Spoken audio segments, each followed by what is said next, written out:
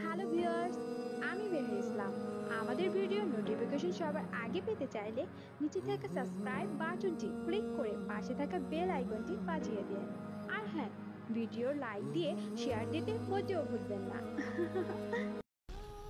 আমার বিয়ের জন্য যে পাত্র ঠিক করা হলো সে দেখতে অসম্ভব রকমের সুন্দর। শুধু যে চেহারা সুন্দর তাই না, তার নিজের একটা এজেন্সি আছে, প্রতি মাসে 6 লাখ টাকা ইনকাম। বাবা বললেন এই ছেলে কিছুতেই হাতছাড়া করা যাবে না। আত্মীয় স্বজন যারা ছিল তারাও একই কথা বলছে। আমাদের বংশের কোনো মেয়ের ভাগ্যে এমন ভালো বর জোটেনি। আমার এত ভালো ভাগ্য নিয়ে সবাই আফসোস করতে লাগলো। এর মধ্যে ছেলে আর তার মা একবার এলো, এসে আমায় দেখে গেল। ছেলের পছন্দ হয়েছে, ছেলের মায়েরও। মা তখন একটা চালাকি করলেন, এত ভালো পাত্র যেন কোনোভাবেই হাত থেকে ফসকে যেতে না পারে, এই জন্য তিনি তাড়াহুড়ো করলেন। ছেলের মাকে তিনি বললেন, মেয়ে যেহেতু আপনাদের পছন্দ হয়েছে তাহলে রিং পরিয়ে যান। মেয়ের জন্য নানান জায়গা থেকে বিয়ের আলাপ আসে, রিংটা পরা থাকলে আমরা একটু নিশ্চিন্তে থাকতাম, অন্য জায়গা থেকে আলাপ আসা বন্ধ হয়ে যেত। ছেলেটার মা খুশি মনেই বললেন, কথাটা ঠিকই বলেছেন বেইন। মেয়ে যেহেতু আমার পছন্দ হয়েছে তাহলে একটা ফর্মালিটিস করা দরকার। কিন্তু আংটি তো তৈরি করে নিয়ে আসিনি। আমার আঙুলে যে আংটি আছে এটা আমার হবু বৌমাকে পরিয়ে দিয়ে যাচ্ছি। আমার হবু শাশুড়ি আমার হাতের আঙ্গুলে আংটি পরিয়ে দিয়ে গেলেন আর বিয়ের ডেট ঠিক করে গেলেন। বিয়ে হবে 15 দিন পর। আমাদের বাড়ির সবাই খুশিতে আত্মহারা। বাবা পাড়া জুড়ে মিষ্টি বিতরণ করলেন। কিন্তু এর ঠিক 2 দিন পর আমাদের মেজ ফুপু এসে বাচ্চা আনলেন। মাকে ধরে বললেন, ভাবি এই বিয়েটা ভেঙে দেন। আমার মা অবাক হয়ে বললেন, কেন? বিয়ে ভেঙে দিবে কেন? ফুপু বললেন, এরা লোক ভালো না, মারাত্মক লোভী লোক। মা বললেন, এরা যে মারাত্মক লোভী তা তুমি কি করে জানো? ফুপু বললেন, আমার খালা শাশুড়ি বলেছেন, উনি চিনেন ছেলের পরিবারের সকলকে। মা বললেন, এসব আলাপ বাদ দাও, মানুষ কখনো অন্য মানুষের ভালো দেখতে পারে না। আমার মেয়ের ওই বাড়িতে বিয়ে হলে রাজরানীর মতন থাকবে, নিজের চোখে দেখে নিও। আমি মানুষ চিনি, ছেলের চেহারা দেখেই বুঝেছি এমন লক্ষ্মী ছেলে হয় না। ছেলের মাও মাটির মানুষ, কি ভালো আচরণ। ফুপু আর এ নিয়ে কথা বললেন না, শুধু বললেন, আপনি যদি ভালো মনে করেন তাহলে তো আলহামদুলিল্লাহ ভালোই, বিয়ে দিন। আমার ভাতিজির ভালো ঘরে বিয়ে হলে তো আমার আনন্দ। বিয়ের সময় আমাদের আত্মীয় স্বজন পাড়া প্রতিবেশী সবচেয়ে বেশি অবাক হলো। ওরা এত গহনা এনেছে যে এত গহনা আমাদের কেউ কখনো চোখেও দেখেনি।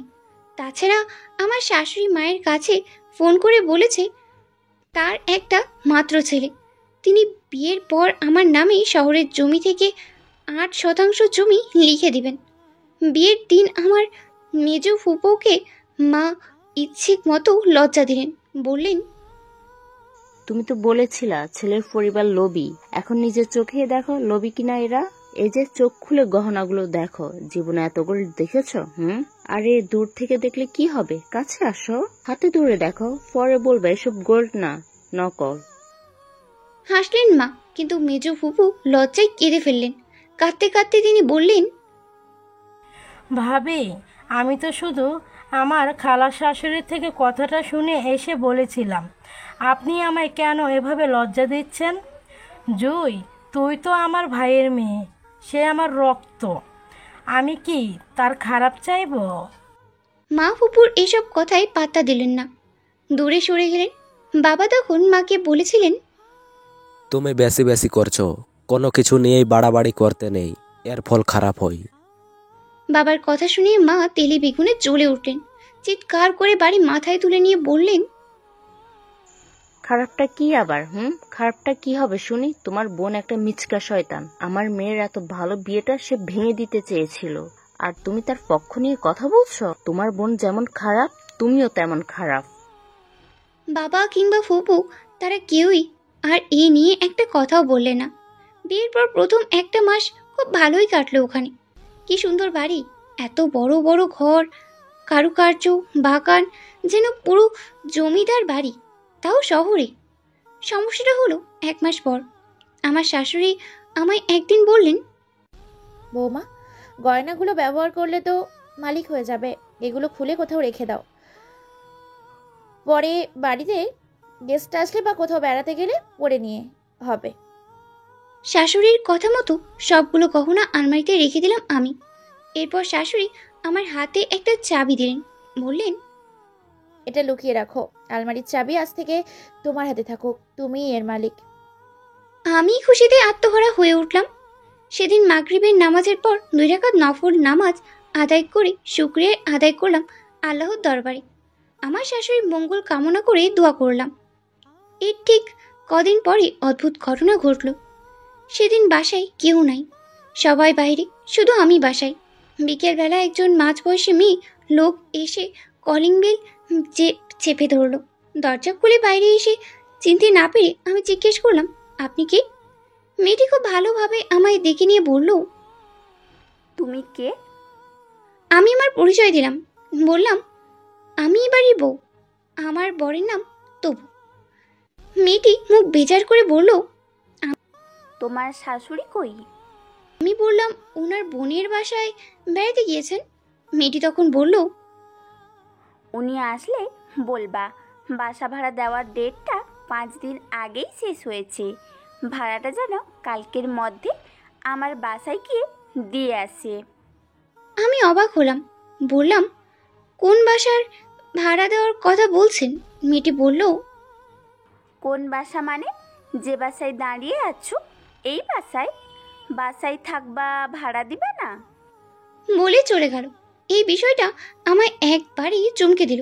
এটা কিভাবে হতে পারে? আমি তো জানি এই বাসার মালিক তপুরা নিজেই, কিন্তু এই মেয়েটি এসে এসব কি বলে গেল? তপু বাসায় ফিরল সন্ধ্যাবেলায়। তখন তাকে খুব সব খুলে বললাম। সেই শুনে হাসলো, বলল, এই মহিলা ঘোর পাগল, প্রতি মাসে একবার আমাদের বাসায় আসে, এসে বলে তাকে বাসা ভাড়া দিতে। এই বাসা নাকি তার। কত বড় পাগল চিন্তা করো। আমি হাসলাম, এই মহিলা তবে পাগল, আর আমি কি না কি ভেবে বসেছিলাম। কিন্তু এর কয়েকদিন পর আরো অদ্ভুত ঘটনাটা ঘটলো। হঠাৎ করেই ঠিক করলাম বাড়ি যাব। যাওয়ার জন্য রেডি হয়ে যখন আলমারি খুললাম গহনাগুলো বের করার জন্য, তখন দেখলাম গহনাগুলো আলমারিতে নাই। অনেক খোঁজাখুঁজি করলাম, নাই মানে একেবারেই নাই। তন্ন তন্ন করে খুঁজেও কোনো লাভ হয়নি, একেবারে লাপাত্তা। এতগুলো গহনা, কয়েক লাখ টাকার জিনিস, এখন কি উপায় হবে? আমি এক রকম চিৎকার করে উঠলাম, বললাম, আমার গহনা কোথায়? কোথায় আমার গহনার বাক্স? আমার শাশুড়ি শুনে দৌড়ে ছুটে এলেন। তার পেছনে তবু এসে বলল, কি হয়েছে, চিৎকার করছো কেন? আমি কেঁদেই ফেললাম, বললাম, গহনাগুলো নেই মা, কোথাও নেই, খুঁজে পাইনি। আমার শাশুড়ি বললেন, কি বলো এসব? ভালো করে খুঁজে দেখো, গয়নার কি হাত পা আছে যে আলমারি থেকে হেঁটে হেঁটে কোথাও চলে যাবে? আমি এরপর খুব করে খুঁজলাম। আলমারি থেকে একটা একটা করে জিনিস বের করে খুঁজে দেখলাম, কোথাও গহনা নেই। কি হলো তবে এগুলো? আমি আমার শাশুড়িকে আবার বললাম, মা, গয়না নাই, ওখানে গয়না নাই। শাশুড়ি মা এবার বললেন, তাহলে তুমি গয়নাগুলো তোমার বাপের বাড়ি পাঠিয়ে দিয়েছো আর এখন নাটক করছো। আমি কেঁদেই ফেললাম, বললাম, এইসব কি বলছেন মা? আমি কি এমন মেয়ে? আমি কেন এগুলো বাবার বাড়ি পাঠাবো বলেন? আমার কি লাভ এতে? আমার শাশুড়ি আমার কথা কানেই তুললেন না। তিনি মুখ বিচার করে বললেন, গয়নাগুলো কি বাপের বাড়িতে আছে নাকি বিক্রি করে দিয়েছো তা আগে বলো। ততক্ষণে তপুও ঘরে ফিরেছে। সে এসে তার মাকে বলল। কি হয়েছে মা? কি নিয়ে কথা হচ্ছে? তার মা তার কাছে সব খুলে বললেন, গয়না আমি চুরি করেছি, চুরি করে বাপের বাড়ি নিয়ে রেখে দিয়েছি, অথবা বিক্রি করে টাকা বাবাকে দিয়ে দিয়েছি। আমি একটা চোর, এসব কিছুই বললেন। আমি ভেবেছিলাম তপু অন্তত এই কথা কানে নিবে না, বিশ্বাস করবে না, কিন্তু আমায় অবাক করে দিয়ে তপুও বলল, জুই, গয়নাগুলো তোমারই থাকতো সারা জীবন, এরপরেও তুমি এগুলো সরিয়ে ফেলার লোভ সামলাতে পারলে না? তুমি এতটা নীচ জুই, ছি। আমি ওদের মুখের দিকে তাকিয়ে থাকতে পারছি না। কি এক মিথ্যে অভিযোগ আমার উপর ওরা চাপিয়ে দিচ্ছে, কিন্তু আমি বুঝতে পারছি না এই আলমারি থেকে গয়নার বাক্স কোথায় গেল, কিভাবে উধাও হলো। আমি কাঁদছি দেখে আমার শাশুড়ি এসে রাগের গলায় আমায় বললেন, বাহানা করে লাভ নেই মেয়ে, এখানে 25 লাখ টাকার গয়না ছিল। তুমি 3 দিনের মধ্যে সবগুলো গয়না ফিরিয়ে দিবে, নয়তো 25 লাখ টাকা বাবার বাড়ি থেকে এনে দিবে। এটাই আমার ফাইনাল কথা। সেদিন রাতে তপুর কাছে আমি বললাম, তপু, আল্লাহ সাক্ষী, আমি এরকম কিছু করিনি। গয়নার কি হলো, এগুলো কোথায় গেল, এসবের কিছুই আমি জানি না। মা মিছিমিছি আমায় সন্দেহ করছে। আমি যদি এগুলো চুরি করে থাকি তবে যেন আমার মরণ হয়। তবু রাতে আমি এই বিষয়ে কিছু বলেনি, শুধু বলল, অনেক রাত হয়েছে, ঘুমাও। কাল সকালে দেখি এটা কিভাবে সমাধান করা যায়। আমি মনে বড় আশা নিয়ে ঘুমোতে গেলাম। ভাবলাম তপু এটার সমাধান করবে, তার মাকে বোঝাবে। কিন্তু সকালে ঘুম থেকে উঠে তপুর অন্য রূপটা আবিষ্কার করলাম। সকালবেলা তপু তার মায়ের কাছে গিয়ে বলল, মা, জুই আমার কাছে রাতে স্বীকার করেছে যে গয়না সে চুরি করে তার বাবার মাধ্যমে বিক্রি করে দিয়েছে। 22 লাখ টাকা নাকি বিক্রি করেছে। সে বলল টাকা তার বাবার কাছেই আছে, কদিনের মধ্যে সেই টাকা এনে দিবে। টাকা এনে দিলে তুমি তাকে ক্ষমা করবে তো? তার মা কোনো কথা বলল না, চুপ করে ওখান থেকে চলে গেল। তপুর এমন বিকৃত আচরণ আমায় সবচেয়ে বেশি কষ্ট দিয়েছে। মানুষ এরকম হয় কি করে? এমন ভয়াবহ রকমের চক্রান্ত মানুষ সাজায় কি করে?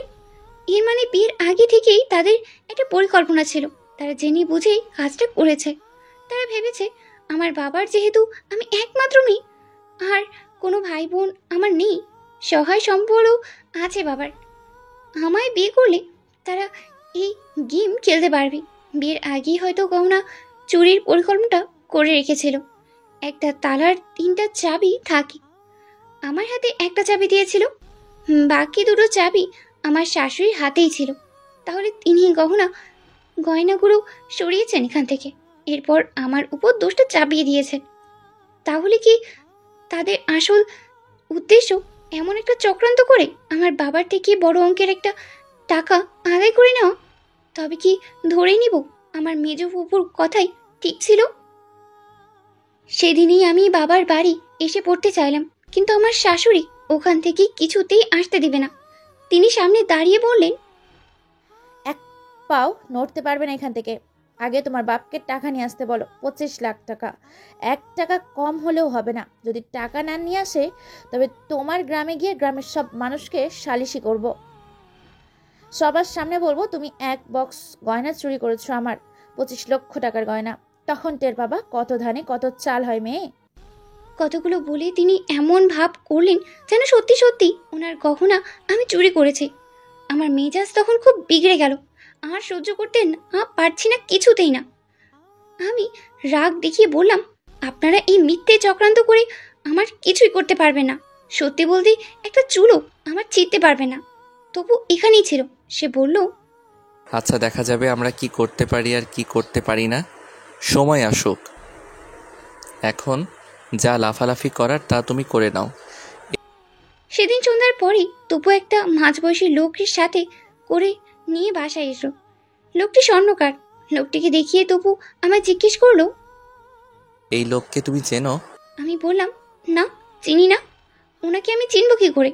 আমি সত্যিই এই লোককে চিনি না, কখনো দেখিও নি। কিন্তু তপু কেমন করে যেন হাসলো, তারপর বলল, কিন্তু এই লোক তো তোমায় ভালো করে চেনে জুই। কি আপনি চিনেন না জুইকে? মাঝবয়সী লোকটি তার জামার হাতা দিয়ে নাকের সর্দি মুছে নিয়ে বলল, জি চিনি, ওনারে আমি চিনি। তপু বলল, কিভাবে চেনেন জুইকে? লোকটি বলল, গত সপ্তাহে উনি আমার কাছে গেছিলেন। আমি অবাক হলাম, এসব কি বলছে? আমি তো বাসা থেকেই কখনো বের হইনি।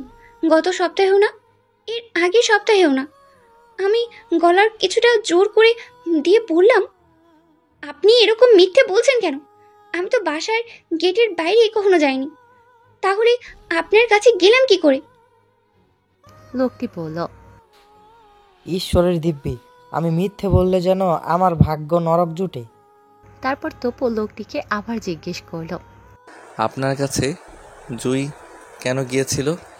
লোকটি বলল, স্বর্ণের দরদাম করতে 1 বাক্স গহনা নিয়ে এসেছিল, আমি দাম বলে দিয়েছিলাম।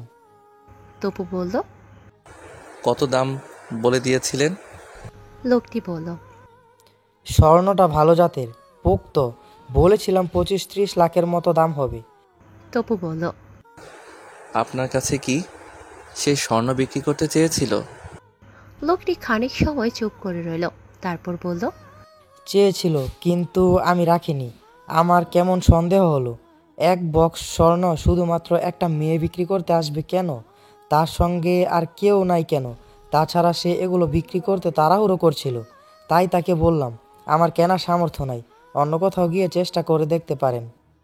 তপু হাসলো আবার, তারপর বলল, মারাত্মক চোর, ছি ছি ছি। আমি ওর দিকে ঘৃণা ভরা দৃষ্টি নিয়ে তাকালাম, কিন্তু সে এসবের পাত্তা না দিয়ে বলল,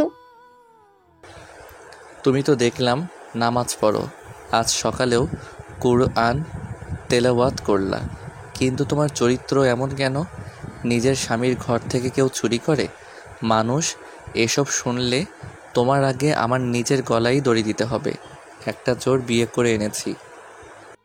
আমি ওর দিকে চোখ লাল করে তাকালাম, তারপর কিছু বলতে গিয়েও কেন জানি সাহস করতে পারলাম না। ভীষণ ভয় লাগছে। কেন জানি মনে হচ্ছে আমি যদি ওদের সঙ্গে বাড়াবাড়ি করি, তর্ক ধরি, তবে ওরা আরও নানান ষড়যন্ত্র করবে, আমার কোনো ক্ষতি করে বসবে। এরপর মাকেই ফোন করলাম। আমি ফোন করে সব খুলে বললাম। মা শুনেই কথা বলতে পারছে না, তার শরীর খারাপ হয়ে গেছে। আমি বললাম, বাবার কাছে ফোন দাও, তার সঙ্গে পরামর্শ করব। মা এবার কথা বললেন। না না, সাবধান, তোর বাবার কাছে কিছুতে এসব বলা যাবে না, তাকে এসব জানানো যাবে না। আমি বললাম, কেন জানানো যাবে না? বাবাকে না বললে কাকে বলবো আমি? কে সমাধান করে দিবে এই সমস্যা?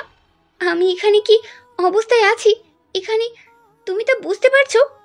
মা বললেন, তোর বাপ মাথা মোটা একটা লোক, তার ভিতরে খালি রাগ। এটা শুনলে দেখবি আজকে পুলিশ নিয়ে ওখানে যাবে, তখন কি উপায় হবে? তোর সংসার টিকবে? মানুষ শুনলে কি বলবে? এই যে সবাই জানে তোর কত বড় ঘরে বিয়ে হয়েছে, মানুষকে গলা বড় করে কত কথা বলেছি, বাইরের লোকেরা এখন এসব শুনলে কি উপায় হবে বল? আমি রাগে বললাম, শুধু তোমার জন্য মা, তুমি বড় লোভী মানুষ। মেজ ফুপু বাধা দিয়েছিলেন, তুমি তা কানেই তুলোনি। ফুপুকে সবার সামনে লজ্জা দিয়েছিলে, কাঁদিয়েছিলে তাকে। আজ দেখো এর ফল কিভাবে আমি পাচ্ছি। মা বললেন, পেছনের কথা রাখ, আমার যা গয়নাগাটি আর জমানো টাকা আছে তা নিয়ে শীঘ্রই আসছি আমি। এসে ওদের এগুলো দিয়ে আপাতত মুখ বন্ধ করে রাখবো, তুই চিন্তা করিস না মা। মায়ের কথা শুনি আমার গায়ে আগুন ধরে গেল যেন। আমি বললাম, তুমি এত নির্বোধ কেন মা? তুমি কি বুঝতে পারছো না এরা ভয়াবহ রকমের খারাপ মানুষ? তুমি ওদের জন্য স্বর্ণ আর টাকা নিয়ে আসবে কেন? এতে লাভ কি হবে? মা আমায় ধমক দিয়ে চুপ করিয়ে রাখলেন, তারপর বললেন, তুই চুপচাপ থাক, তোর শাশুড়ি আর জামার সঙ্গে আমি ফোনে কথা বলবো, যা করার আমি নিজেই করব, তোর কিছু করতে হবে না। আমি না করলাম বারবার মাকে, কিন্তু আমার কথা কানেই তোলেননি মা। আমি ফোন কেটে দিলাম। আমি কি করব না করব কিছুই বুঝতে পারছি না। মা সবসময় নিজের ইচ্ছায় সব কিছু করেন, তার এইসব খামখেয়ালিপনা আচরণের জন্য বারবার আমাদের বিপদে পড়তে হয়েছে, এইবারেও পড়তে হবে। আমি জানি মা গয়না আর টাকা এনে দিয়ে ওরা আপাতত কয়েকটা দিন চুপ থাকবে, কিন্তু এরপর আবার নতুন একটা ষড়যন্ত্র করবে। এইটাই ওদের কাজ। এর চেয়ে আমার উচিত হবে গোপনে খবর নিয়ে দেখা তবুর আসলে কোনো এজেন্সি আছে কিনা। এজেন্সি থেকে থাকলে আর 6 লাখ টাকা করে তার ইনকাম থাকলে এরকম করবে কেন সে? তাছাড়া ওই দিন যে একটা মহিলা এসে বলল ওই মহিলার বাসা ভাড়ার টাকা নিতে এলো, তবে কি ওই মহিলার কথাই সত্যি? তবুরা কি আসলে ঠক প্রকৃতির লোক? ওদের পেশায় এটা। কিন্তু এসব খবর কিভাবে নিব আমি? কার মাধ্যমে নিব? এসব নিয়ে চিন্তা করে কোনো কুল পেলাম না। রাতে তপু বাসায় ফিরে বলল, তোমার মা আপাতত কিছু টাকা দিচ্ছে, কিন্তু তুমি ভেবো না এই টাকা পেয়ে আমি সব ভুলে যাব। 25 লাখ মানে গুনে গুনে 25 লাখ। 10 টাকা কম হলেও আমি মানব না। সে একেবারেই দাও, আর কিস্তি কিস্তি করেই দাও। আমি বললাম, এভাবে আমার উপর মিথ্যে অভিযোগ চাপিয়ে টাকা নিচ্ছ কেন? এর চেয়ে সোজা বলো যৌতুক দিতে হবে, নাকি এই সাহসটাও নাই? রাগী বললাম কথাটা, তবু বিছানায় শুয়েছিল। আমার কথাটা শুনে সে বিছানা থেকে উঠে আমার কাছে এসে আমার গালে একটা চড় বসিয়ে দিয়ে বলল, বেয়াদবি কম করবা। যৌতুক নিব কেন আমরা? আমাদের কোনো কিছুর অভাব আছে নাকি? তুমি চুরি করেছ, তোমার চুরি করা জিনিস তুমি ফেরত দিবে। এখানে যৌতুক এলো কোথা থেকে? আমি আর কিছুই বললাম না। তখন চুপ করে রইলাম। ভাবলাম এখন এসব নিয়ে চিৎকার চেঁচামেচি কিংবা রাগারাগি কোনো ফল হবে না, বরং চুপচাপ থেকে চেষ্টা করে যেতে হবে কিভাবে এই বিপদ থেকে উদ্ধার পাওয়া যায়। আমি সেদিন রাতে আর ঘুমাতে পারলাম না। ঘুম আসছে না চোখে কিছুতেই। ফেসবুকে ঘাটাঘাটি করতে করতে একটা সময় একটা গ্রুপের একটা পোস্ট দেখে চমকে উঠলাম। পোস্ট করেছে একটা মেয়ে, মোহনা নাম মেয়েটির। আর সবচেয়ে অবাক করার বিষয় হলো সেই পোস্টের নিচে যে ছবি, সেই ছবিটা তপুর। পোস্টটিতে লেখা আছে, এই লোকটিকে কি কেউ ধরিয়ে দিতে পারবেন? লোকটির নাম মোহিত। সে এসআই পরিচয় দিয়ে আমায় বিয়ে করেছিল 2 বছর আগে। বিয়ের পর তার মায়ের ক্যান্সার হয়েছে এবং মাকে বিদেশে নিয়ে গিয়ে চিকিৎসা করাতে হবে এই কথা বলে আমার বাবার কাছ থেকে 5 লাখ টাকা চেয়ে নেয়। টাকা নেওয়ার পর সে একেবারে উধাও হয়ে যায়। তার ফোন নাম্বারও বন্ধ। সে যে বাসায় আমাকে নিয়ে থাকতো আমরা জানতাম এটা তার নিজস্ব বাসা, কিন্তু ও চলে যাওয়ার পর জানতে পারলাম ওই বাসা তার নয়, সে এখানে ভাড়া থাকতো। আপনারা দয়া করে এই ভণ্ড প্রতারককে ধরিয়ে দিতে পারবেন? ফেসবুকে করা এই পোস্টের নিচে একটা বড় সড়ো কমেন্ট করেছে আরেকটি মেয়ে। মেয়েটির নাম নাঞ্জলা। সে লিখেছে সেও এই লোককে খুঁজছে। তাকেও নাকি তপু নিজেকে ডাক্তার পরিচয় দিয়ে বিয়ে করেছিল। বিয়ের পর তার সঙ্গে মাসখানেক সংসার করেছিল। ওখানে তপু তার নাম বলেছিল আদনান। এই মেয়েটির বাবা স্বর্ণের তৈরি গহনার ব্যবসায়ী ছিলেন, আর দোকানে এক ধনাত্ম লোক তার ছেলের বিয়ের জন্য অনেক বদের গহনার অর্ডার করেছিল। তবু রাতেই সবার চোখ ফাঁকি দিয়ে শ্বশুরের পাঞ্জাবির পকেট থেকে দোকানের চাবি নিয়ে গিয়ে দোকান খুলে ওখানে তৈরি করে রাখা সব গহনা চুরি করে পালিয়ে যায় তপু। তারপর থেকেই মেয়েটি এবং তার পরিবার প্রাণপণে খুঁজছে তপুকে, কিন্তু কোথাও তাকে খুঁজে পাচ্ছে না। আমি তখনই সব বুঝে ফেলেছিলাম তপু আসলে কে, ওর পেশা কি, সব কিছুর সম্পর্কে। তখনই আমি প্রতিজ্ঞাবদ্ধ হই, মনে মনে ঠিক করি যেভাবেই হোক ওকে ওর উপযুক্ত পাওনা আমি বুঝিয়ে দিব। কিন্তু কিভাবে তপুকে তার উচিত শিক্ষাটা পাইয়ে দিব তাই ভাবতে থাকি। তবে এখানে সবচেয়ে বড় কাটা আমার নিজের মা। আমার মা একে তো লোভী ধরনের মহিলা, এছাড়া তার উপস্থিত বিবেক বুদ্ধিও কম। এবার যে তথ্য আমি ঘাটাঘাটি করে পেয়েছি, এটা যদি মা জানে তাহলে মা কি না কি করে বসে কে জানে। যদি তপুকে ফোন করে বকাঝকা শুরু করে তবে সর্বনাশ হবে। তপু লোক সুবিধার না, ভীষণ খারাপ লোক, এটা তো বোঝাই যাচ্ছে। দেখা যাবে নিজেকে বাঁচাতে সে আমায় মেরে লাশ করে ফেলে রেখে এখান থেকে উধাও হয়ে যাবে। কিন্তু মাকে তো যে করেই হোক থামাতে হবে, কিন্তু থামাবো কি করে? ভাবলাম যা করার সকালবেলা তবু বাসা থেকে বেরিয়ে গেলে করতে হবে। এর আগে কিছুই করা যাবে না, তবু জেনে ফেললেই তো সর্বনাশ। কিন্তু ভয়ের বিষয় হলো তবুকে নিয়ে মোহনা নামের মেয়েটি যে পোস্ট করেছে সেই পোস্ট ইতিমধ্যে ভাইরাল হয়ে গিয়েছে। ভাইরাল পোস্ট তো সবার কাছেই মুহূর্ত পৌঁছে যায়। তবু তো সকালবেলা ঘুম থেকে উঠে ফোন হাতে নেবে, ফেসবুক যাবে, তখন যদি ওর সামনে এই পোস্ট আসে তবেই তো সাবধান হয়ে যাবে সে। হয়তো আমায় এখানে ফেলে রেখে ও পালিয়ে যাবে। আমি ভাবতেই পারছি না কিভাবে আমি তপুকে ধরিয়ে দিব। ও একবার হাত থেকে ফসকে গেলে আর কিছুতেই ওকে পাওয়া যাবে না। রাতেই শুয়ে থেকে ভয়ে ভয়ে মোহনা নামের মেয়েটিকে মেসেজ করি। আমি লিখি, আপনি যে লোকটিকে খুঁজছেন সেই লোক এখন আমার কাছেই আছে, আমার বর্তমান স্বামী সে। আপনি মেসেজ দেখা মাত্রই আমায় রিপ্লাই দিন, দেরি হলে ও পালিয়ে যাবে, তাকে আর খুঁজে পাওয়া যাবে না কিছুতেই। ঠিক এই মেসেজটি আবার নাজলা নামের মেয়েটিকেও করলাম আমি। আধ ঘন্টা চলে গেল, মোহনা নামের মেয়েটি আর মেসেজ সিন করেনি। হয়তো তার ওখানে অনেক কাজ আসছে বলে আমার মেসেজ সিন করতে দেরি হচ্ছে। কিন্তু নাজরা নামের মেয়েটি মুহূর্তের মধ্যেই আমার মেসেজ সিন করলো। সে সঙ্গে সঙ্গে রিপ্লাই দিয়ে লিখলো, আপনার ঠিকানা বলুন, কোথায় আছেন আপনি? আমি ঠিকানা দেবার আগে তবুর সঙ্গে তোলা আমার 3টা কাপল পিক তাকে পাঠিয়ে দিলাম। তারপর নাজলাকে লিখলাম, এই যে দেখুন, আমার কাছে যে ওই লোক আছে এর প্রমাণ। এবার আপনি সত্যি ওর স্ত্রী ছিলেন কি না এর প্রমাণ দিন, আপনাদের কাপল পিক দিন। মেয়েটি মিনিট 5 পরে তবুর সঙ্গে তোলা তার কাপল পিক পাঠিয়ে দিল। দেখে বোঝা যাচ্ছে যাই এডিট নয়, সত্যি সত্যি একসাথে তোলা ছবি। আমি তাকে বললাম, আচ্ছা বলুন তো, আপনাদের থেকে যে সে গহনা চুরি করেছে ওখানে কত টাকার গহনা ছিল? নাজলা বলল, 25 লাখ টাকার। আমি বুঝতে পারলাম নাজলা প্রতারক কেউ না, সে সত্যিই বলছে। আমি তাকে আগেই জিজ্ঞেস করে নিলাম, আপনার ঠিকানা বলুন তো, কোথায় আছেন আপনি? তার এখানে এসে পৌঁছাতে কতক্ষণ সময় লাগবে এটা অনুমান করার জন্যই আগে থেকে তার ঠিকানা জিজ্ঞেস করে নিলাম। নাজলা বলল, শেরপুরে আছি। আমি বললাম, আমি তো নেত্রকোনায়, তাহলে তো খুব একটা দূরে না। আপনি কাল সকালের আগেই এসে নেত্রকোনায় পৌঁছাবেন।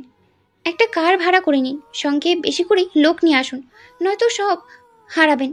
ও সকাল হলেই পালিয়ে যাবে। তাছাড়া আপনার সব গহনা তার কাছে এখনও আছে। এরপর আমি আমার নাম্বার দিয়ে দিলাম নাজলাকে। আমার বাসা কোথায়, কোন দিকে কিভাবে আসতে হবে এক এক করে সব মেসেজে লিখে দিলাম। ওর সঙ্গে কথা শেষ করার খানিক পরেই মোহনা আমার মেসেজ সেন্ড করলো। তারপর মোহনা লিখলো, আপনি কি সত্যি বলছেন বোন?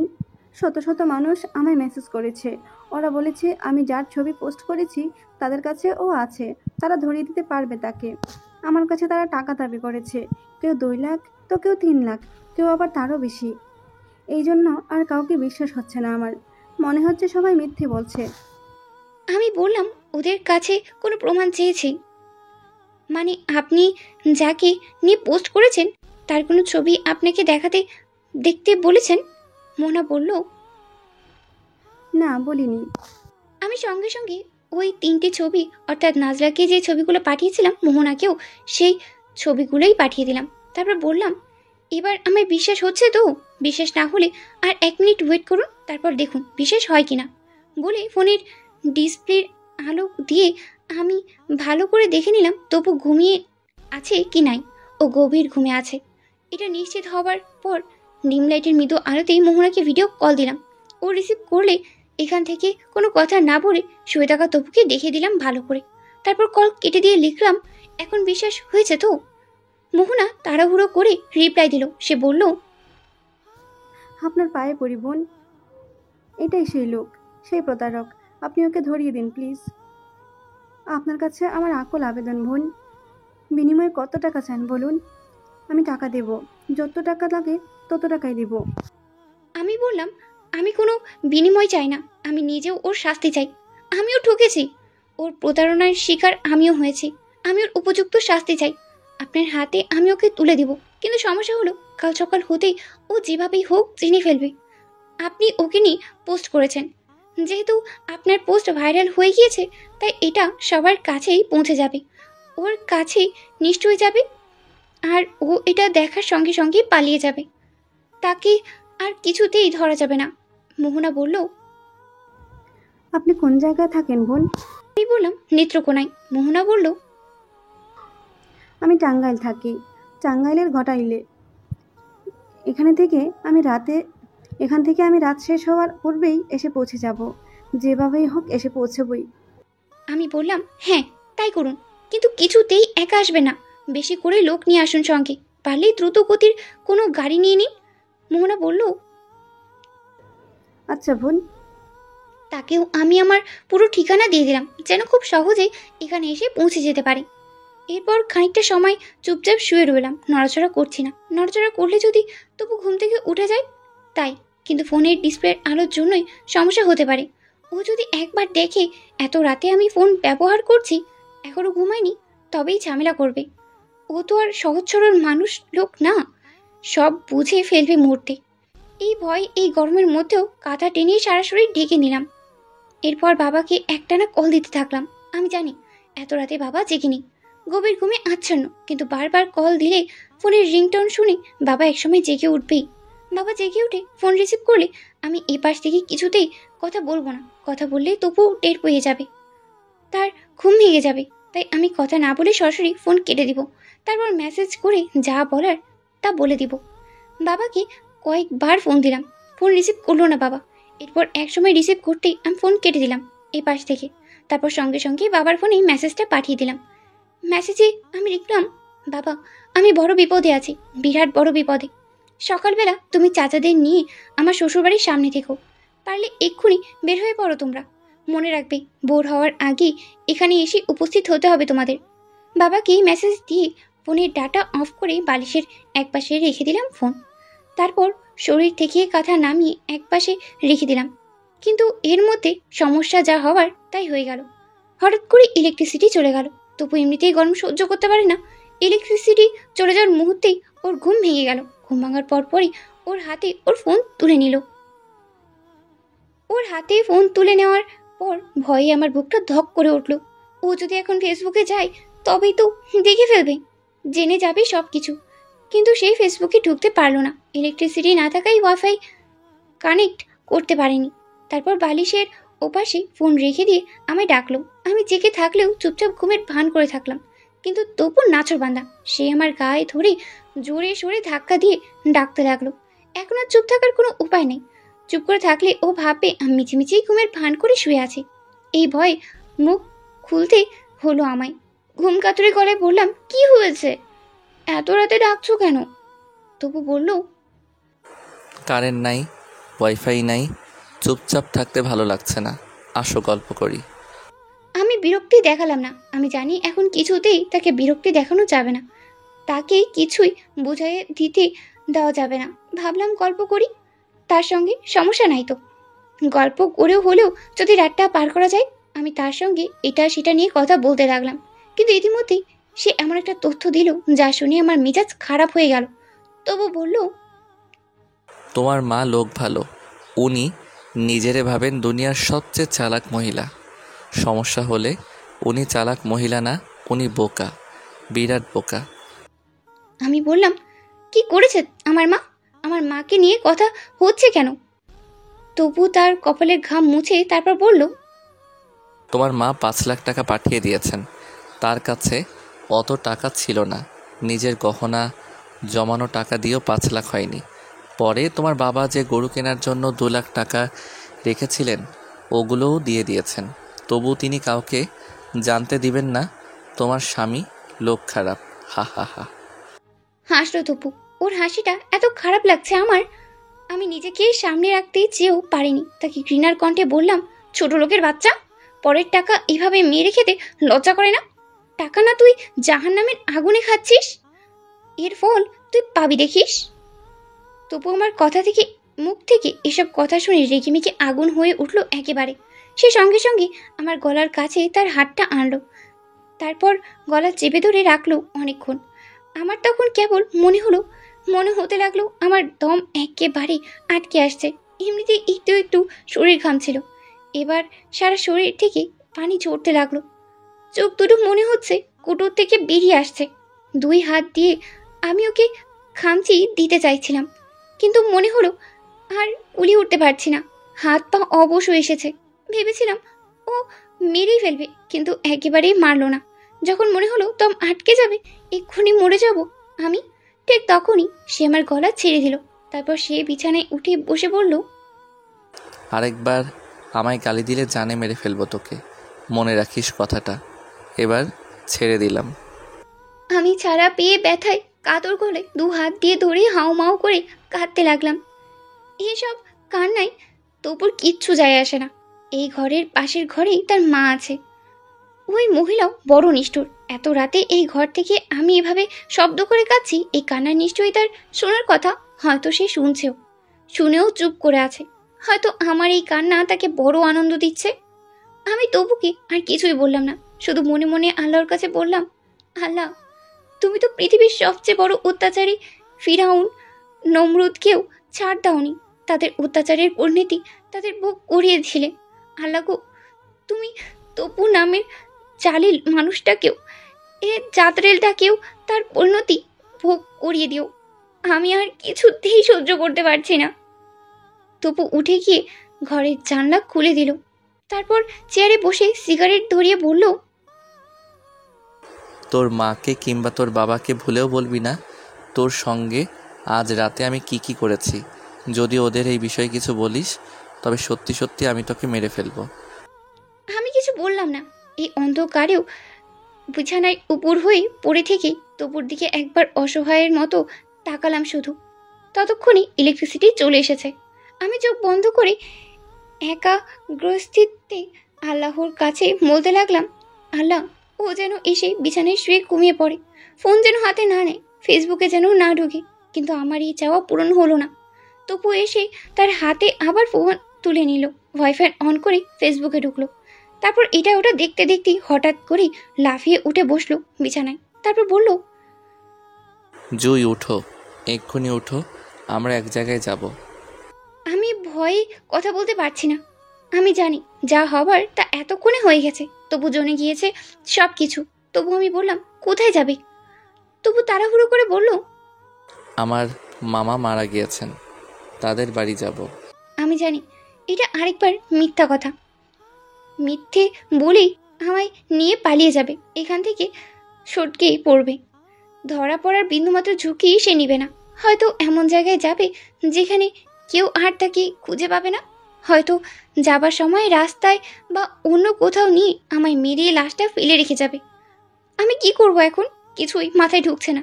তপু ঘরে গেল, তার মাকে ডাকছে গিয়ে। আমার মাথায় ঠিক তখনই বুদ্ধিটা এলো। আমি ভাবলাম এক্ষুনি আমার ফোনটার জিপিএস চালু করে দিব। আমি জিপিএস চালু করা থাকলে আমি যেখানেই যাব সেই লোকেশনে পুলিশ লোকেরা বের হয়ে ফেলতে পারবে। লোকেশন দেখে মধ্যেই পুলিশ আমাদের কাছে পৌঁছে যেতে পারবে। আমি এই সুযোগই তাড়াহুড়ো করে আমার ফোনের জিপিএস চালু করে ফেললাম। তারপর মোহনা আর নাজলাকে মেসেজ করে দিলাম, লিখলাম, তবু সব জেনে গিয়েছে, ও এক্ষুনি আমায় নিয়ে পালিয়ে যাবে এখান থেকে। তবে আমি আমার ফোনে জিপিএস চালু করে রেখেছি। মেসেজ দেখার পর তোমরা সাথে করে পুলিশ লোক নিয়ে নিও, তবে সহজেই আমাদের পেয়ে যাবে। মেসেজ লিখে ওদের সেন্ড করে খানিক সময় অপেক্ষা করলাম। তারপর যখন নিশ্চিত হলাম ওদের ফোনে মেসেজ পৌঁছে গিয়েছে, তখন মেসেঞ্জার থেকে ওদের দুজনের আইডি ডিলিট করে দিলাম, যেন তবু আমার ফোন চেক করেও কিছু বুঝতে না পারে। তাই এই সতর্কতা অবলম্বন করলাম। তবুও ডাকে ওর মায়ের ঘুম ভাঙলো। আমিও তাড়াহুড়ো করে ওদের সঙ্গে বেরিয়ে যাওয়ার জন্য প্রস্তুত হলাম। ওদের সামনে এমন ভাব করলাম যেন আমি এসবের কিছুই জানি না। কিন্তু আমায় অবাক করে দিয়ে তপুর মা বিছানার নিচ থেকে একটা একটা করে গয়না বের করলো। তারপর সেগুলো কাপড়ের ব্যাগে ভরে নিতে লাগলো। আমি তখন তার দিকে এগিয়ে গিয়ে বললাম, গহনাগুলো লুকিয়ে রেখে আমার নামে মিথ্যা অপবাদ দিয়েছিলেন কেন? তপুর মা আমার দিকে একবার রাগি চোখে তাকালো, কিন্তু কিছু বলল না। আমি তাকে আবার একই কথা বললাম, এখন কথা বলছেন না কেন? আপনিই তো চোর। কিন্তু এভাবে আর কতদিন? ধরা তো একদিন ঠিকই পড়বেন। ওই মহিলা এবার কথা বলল, ধারালো গলায় বলল, তোর গলাটা লম্বা হয়ে গেছে খুব, সময় হলে এটা কেটে ছোট করে দিবে আমার ছেলে। আমি মুচকি হাসলাম, কথা বললাম না। এরপর দেখলাম তপুও ঘর থেকে প্রয়োজনীয় অনেক কিছু সঙ্গে করে নিয়ে নিল। সব কিছু কাপড়ের ব্যাগে ভরে নিয়েছে, কাপড়ের ভাঁজের মধ্যে। তারপর আমার ঘর থেকে বেরিয়ে পড়লাম। তখন প্রায় শেষ রাত। আমরা উঠোন পেরিয়ে গেটে আসতেই অদ্ভুত ঘটনাটা ঘটলো। গেট খুলতেই দেখা গেল একদল লোক, কম করে হলো 12 জন তো হবেই। ওদের সঙ্গে একটা মেয়েটিকে দেখিয়ে আমি চিনেছি, নাজলা। ওরা সঙ্গে সঙ্গে চতুর্দিক থেকে আমাদের ঘিরে ফেলেছে এবং তপুর মা আর আমাকে ধরে ফেললো। নাজলা ওদের বলল আমাকে ছেড়ে দেওয়ার জন্য, বলল শুধু ওদের মা ছেলেকে ধরতে। আমায় যে দুজন লোক ধরেছিল তারা আমায় ছেড়ে দেয় সঙ্গে সঙ্গে। তারপর নাজলা আমার পাশে এসে দাঁড়ায়। সে এসে আমায় জড়িয়ে ধরে, বলে, এই ঋণ আমি কোনোদিন বলবো না বোন। আমি নাজলাকে তখন বলি, এটা পরে দেখা যাবে, এখন এই বুড়ির হাত থেকে ব্যাগটা নিয়ে ওদের দেখো, তোমার সব গহনা ওখানেই আছে। নাজলা সঙ্গে সঙ্গে তপুর মার কাছে গেল এবং তার হাত থেকে ব্যাগটা টেনে নিয়ে খুলে টর্চ দিয়ে দেখে, আমার দিকে তাকিয়ে বলে, সব আছে এখানে, সব আছে। নাজলার সাথে আসা লোকদের কজন মিলে তপুকে মারধর করতে শুরু করেছে। একজন একটা শক্ত ঘুষি বসিয়ে দিয়েছে ওর নাকে। নাক থেকে ফিনকি দিয়ে রক্ত বেরোচ্ছে। আমি নাজরাকে বললাম, ওদের শান্ত থাকতে বলো। আমরা আইনের আশ্রয় নিয়ে একটা মিটমাট করব। নিজেদের হাতে আইন তুলে নিব না কেউ। নাজরা ওদের শান্ত থাকতে বলল। ওরা শান্ত হয়ে গেল। আমি বাসা থেকে রশি সংগ্রহ করে দিলাম।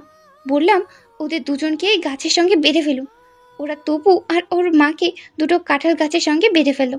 ততক্ষণে আমি বাবাকে ফোন করলাম, জিজ্ঞেস করলাম, কত দূর এসেছো তুমি? বাবা বললেন, এসে গিয়েছি, শহরে ঢুকলাম মাত্র। আমি বললাম, তুমি পুলিশ নিয়ে আসো সঙ্গে করে, দ্রুত করো। বাবার সঙ্গে ফোনে কথা বলা শেষ করার পরপরই আরও দুটো মাইক্রো বাস এসে থামলো গেটের সামনে। ততক্ষণে ফজরের আজানও হয়ে গিয়েছে। গাড়ি থেকে বেরিয়ে এলো মোহনা আর তার সঙ্গে একদল মানুষ। আমি বলেছিলাম বেশি করে লোক নিয়ে আসতে, যেন তবু কিছুতেই পালাতে না পারে। নাজলা এবং মোহনা আমার কথা মতোই বেশি করে লোক নিয়ে এসেছে। ওরা নেমে আসতেই আমি মোহনার কাছে এগিয়ে গেলাম। মোহনাকেও বুঝিয়ে বললাম শান্ত থাকতে। ওরা আমার কথাগুলো শুনল, শান্ত হয়ে রইল।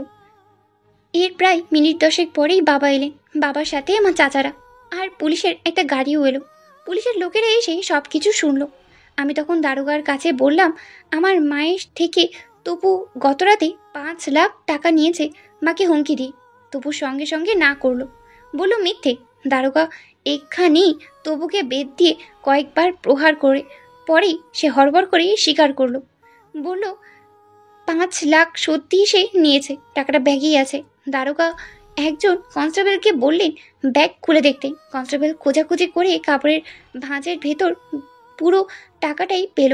মোহনাও তখন তার কাছ থেকে নিয়ে আসা টাকার কথা বলল দারোগার কাছে। তবু তখন 2 হাত জোর করে ক্ষমা চাইল, বলল তার কাছে আর কোনো টাকা নেই। দারোগার মারধর করলো, কিন্তু কোনো লাভ হলো না। সত্যি সত্যিই তবুর কাছে আর কোনো টাকা নেই। তবু বলল অনেক আগেই মোহনার থেকে আনা টাকা সে খরচ করে ফেলেছে। আরও স্বীকার করলো সে এইভাবেই মানুষের সঙ্গে প্রতারণা করে টাকা উপার্জন করে। সে তার মাও তাকে সঙ্গ দেয়। আমিও তখন দারোগাকে বলি, তবু কিভাবে আমায় মানসিকভাবে নির্যাতন করেছে এই কয়েকদিন, আর গতকাল আমার উপর শারীরিক যে নির্যাতন করেছে তার দাগ এখনো গলায় আছে। গলা সামান্য ফোলাও। দারোগা সব দেখলো। তারপর তাকে অ্যারেস্ট করে নিয়ে গেল, সঙ্গে তার মাকেও। দারোগা আশ্বাস দিয়ে গেল এই প্রতারক এবং তার মায়ের সর্বোচ্চ শাস্তি দেওয়ার ব্যবস্থা করবে। নারী নির্যাতনের একটা মামলাও হবে তার বিরুদ্ধে। তবু আর তার মাকে পুলিশ সাথে করে নিয়ে যাওয়ার পর নাজলা আর মোহনা আমার কাছে এগিয়ে এলো। এসে মোহনা বলল, আমার টাকা লাগবে না, টাকাই তো আর সব কিছু না। এই শয়তান যে তার প্রাপ্য শাস্তি পাচ্ছে, এতেই আমার আনন্দ। আমি যে এই গহনাগুলো কোনোদিন ফিরে পাবো তা কখনো ভাবিওনি। আশাই ছিল না ফেরত পাবার। ফেসবুকে মোহনা পোস্ট না করলে কোনোদিনও এই শয়তানকে পাওয়া যেত না। মোহনার জন্য যেহেতু আমি গয়নাগুলো পেয়েছি, তাকে আমি খালি হাতে ফেরত দিব না। এইগুলো বিক্রি করে এর অর্ধেক টাকা আমি তাকে দেব। আমার তখন কি যে ভালো লাগলো। নাজলা এবং মোহনা মন কত পরিচ্ছন্ন। আমি মনে মনে বললাম, আল্লাহ ওদের মঙ্গল করুন, ওদের জীবনের শান্তি ঢেলে দিন। আমি জানি আজ না হোক কাল ভালো মনের মানুষগুলো তাদের পুরস্কার হবেই পাবে। আমি তখন আরও ভাবলাম, আমাদের 3 জনেরই বিয়ে হয়েছিল। আমাদের স্বামী প্রতারক, আমরা তাকে পুলিশের হাতে ধরিয়ে দিতে পেরেছি। একজন প্রতারকের শাস্তি হবে, এটাই আমাদের আনন্দের বিষয়, এটাই আমাদের বিজয়। নাজলার মোহনা বিদায় নিয়ে তাদের গন্তব্যের দিকে চলে গেল। যাওয়ার আগে বারবার আমার কাছে কৃতজ্ঞতা জানিয়ে গিয়েছে।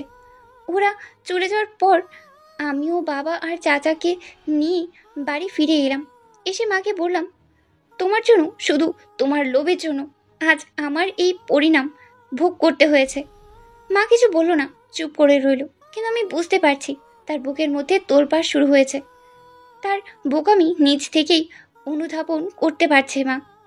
এরপর আমি বললাম, এখন চুপ করে থেকে কোনো লাভ নেই মা। মেজো ফুপিকে আমি ফোন দিচ্ছি, ফুপি আসবেন ফোন দিলে। ফুপি এলে তুমি তার কাছে ক্ষমা চাইবে। মা রাজি হলো। ফুপুকে আমি ফোন করলাম বিকেলবেলা। ফুপু এলেন পরদিন সকালবেলা। ফুপু এলে তার হাত ধরে মা তার কাছে ক্ষমা চাইলো, কান্নাকাটি করলো। ফুপু মাকে ক্ষমা করে দিলেন। আর আমি তখন মাকে বললাম, দুটো জিনিস খুব ভয়াবহ রকমের খারাপ মা। একটা হলো লোভ আর অন্যটি অহংকার। এই দুটো যার মধ্যে নেই তার জীবন সুন্দর। আর এরকম সুন্দর জীবনের মানুষের সঙ্গে আলো সব সময় থাকেন। মা আমার চোখের দিকে তখন জল ছলছল চোখে তাকালেন। আমি তার চোখ দেখেই বুঝতে পারলাম তার মধ্যে প্রবল অনুশোচনা হয়েছে। তার আর এই অনুশোচনাই পারে একটা ভুল পথে চলা মানুষকে সঠিক পথে নিয়ে আসতে, আর একটা খারাপ মানুষকে ভালো মানুষে পরিণত করে দিতে। मेरे किस्मत के हर एक पन्ने पे मेरे जीते जी ये बाद मरने के मेरे हर कल हर एक लम्हे में तू लिख दे मेरा उसे हर कहानी के सारे किस्सों में दिल के दुनिया के सच्चे रिश्तों में जिंदगानी के सारे हिस्सों में तू लिख दे मेरा उसे ऐ खुदा जब बना उसका ही बना ऐ खुदा जब बना उसका ही बना उसका हूँ उसमें हूँ से हूँ उसी का रहने दे मैं तो प्यासा हूँ है दरिया वो जरिया वो जीने का मेरे मुझे घर दे गली दे शहर दे उसी के नाम के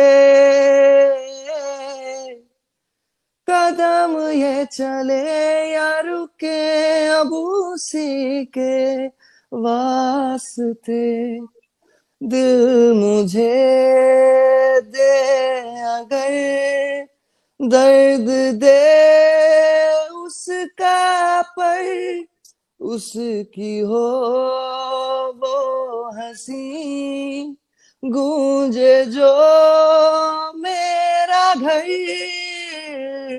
ऐ खुदा जब बना उसका ही बना ऐ खुदा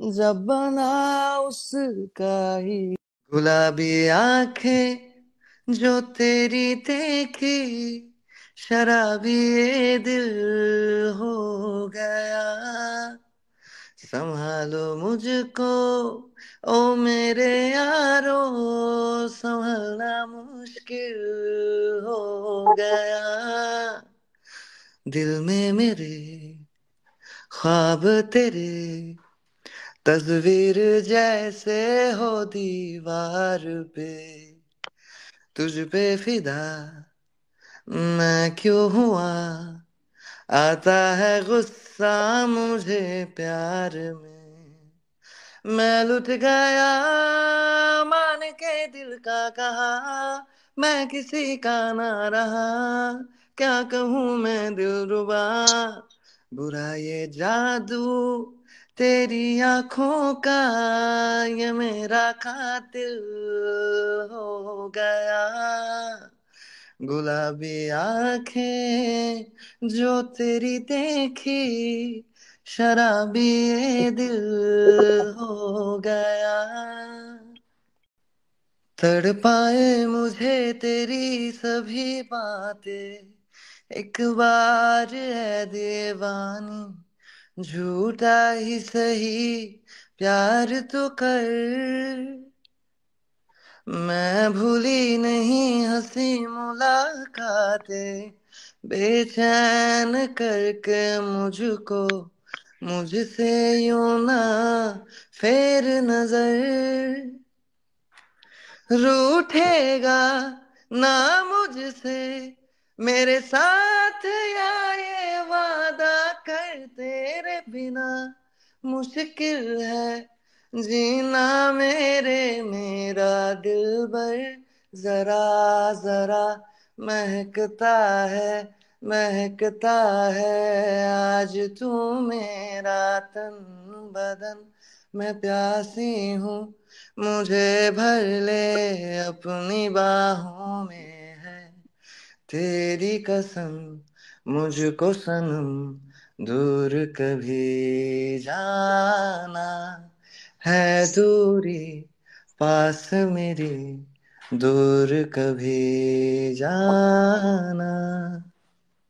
जब जब तेरे पास में आया एक सुकून मिला जिसे मैं था भूलता आया वो वजूद मेरा। जब आए मौसम गम के तुझे याद किया हो जब सहमे तन्हापन से तुझे याद किया। दिल संभल जा जरा फिर मोहब्बत करने चला है तू। दिल यहीं रुक जा जरा फिर मोहब्बत करने चला है तू। ऐसा क्यों गर हुआ मैं जानू ना मैं जानू ना हो।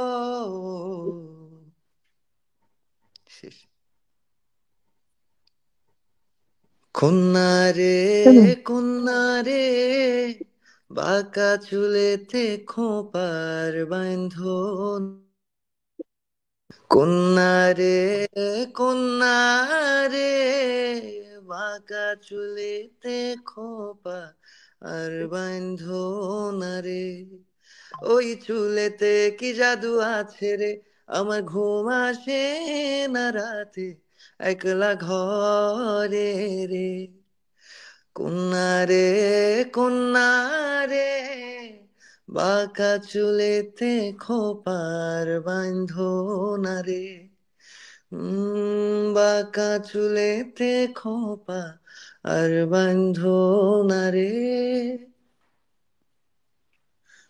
ख्वाब है तू नींद हूँ मैं दोनों मिले रात बने रोज यही मांगू दुआ तेरी मेरी बात बने बात बने।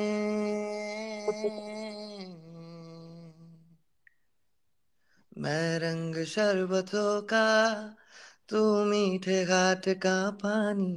मैं रंग शरबतों का तू मीठे घाट का पानी। मुझे खुद में घोर दे तो मेरे यार बात बन जानी। रंग शरबतों का तू मीठे घाट का पानी। मैं रंग शरबतों का तू मीठे घाट का पानी। मुझे खुद में घोर दे तो मेरे यार बात बन जानी। रंग शरबतों का तू मीठे घाट का पानी। मैंने तो धीरे से नींदों के धागे से बांधा है ख्वाब को तेरे। मैं ना जहाँ चाहूँ ना आसमां चाहूँ आजा हिस्से में तू मेरे। तू ढंग चाहतों का मैं जैसे कोई नादानी। तू ढंग चाहतों का मैं जैसे कोई नादानी। मुझे खुद में घोड़ दे तो मेरे यार बात बन जानी। रंग शरबतों का तू मीठे घाट का पानी।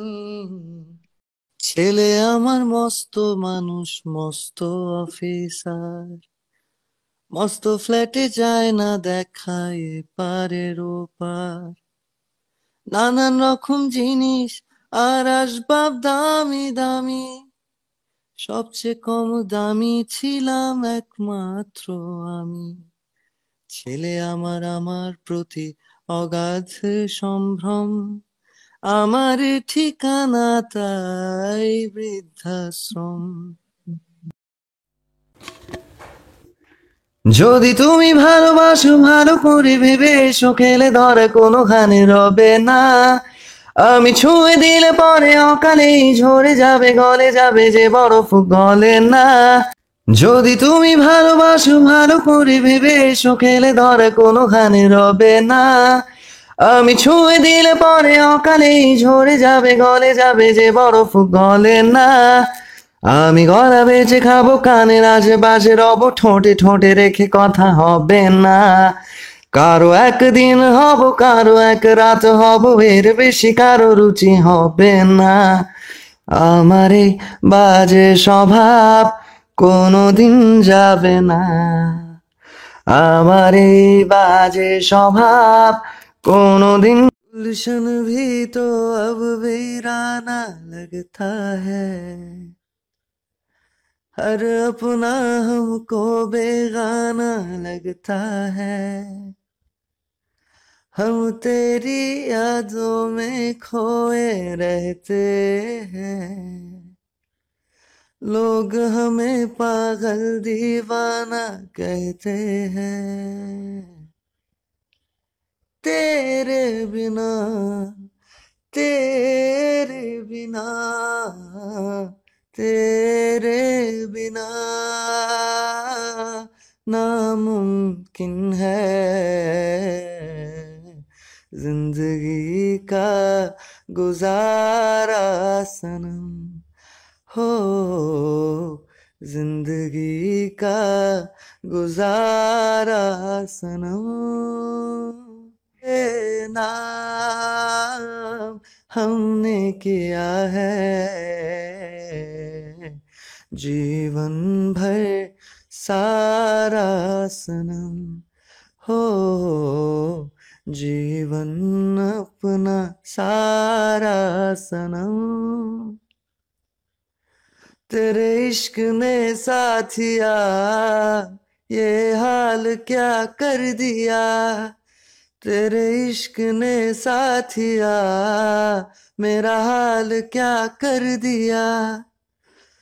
नैनों से बहते अश्कों के धारों में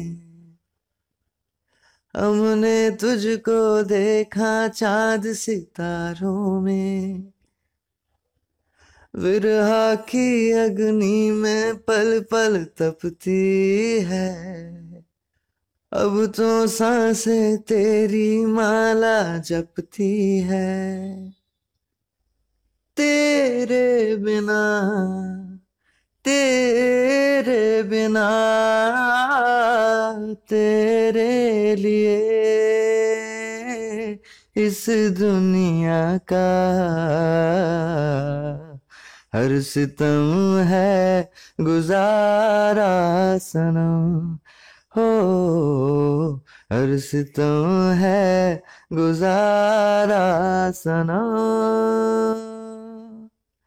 तेरे इश्क ने साथिया मेरा हाल क्या कर दिया, तेरे इश्क ने साथिया मेरा हाल क्या कर दिया। ভালোবাসবো বাসবো রে বন্ধু তোমায় যতনে, আমার মনের ঘরে চাঁদের আলো ছুঁইয়া ছুঁইয়া পড়ে, পুষে রাখবো রাখবো রে বন্ধু তোমায় যতনে। গোটা পৃথিবীতে খোঁজো আমার মতো কে তোমারে এত ভালোবাসে, এই মনের ঘরে এসো এই বুকেরই বাঁ পাশেতে তোমার নামটি জপে, একটি চোখের আড়াল হলেই মনে খোরাগে নামে, তোমার সঙ্গ পেলে কেন দেহ শিউরে উঠে। এই গা ছুঁয়ে বলো ছেড়ে যাবে না কখনো, তোমার মতো কে আছে বলো। এই গা ছুঁয়ে বলো ছেড়ে যাবে না কখনো, তোমার মতো কে আর আছে বলো।